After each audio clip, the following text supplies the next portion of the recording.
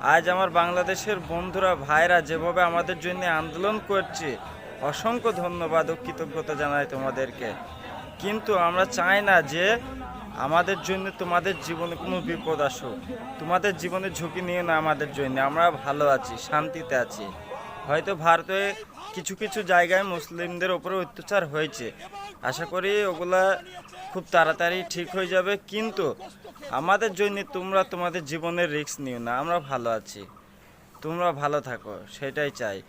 আর আমাদের নতুন মুখ্যমন্ত্রী শুভেন্দু অধিকারীকে একটা কথাই বলতে চাই যে এই ভারতে আমাদের পশ্চিম বাংলায় হিন্দু মুসলিম মারামারি দাঙ্গাটা অতি দ্রুতই যেন বন্ধ করা হয়, যাতে আমরা পশ্চিমবঙ্গবাসী আগে যেভাবে মিলেমিশে থাকতাম সেভাবে যেন থাকতে পারি, আমরা শান্তি হালে যেন বাস করতে পারি দেশে।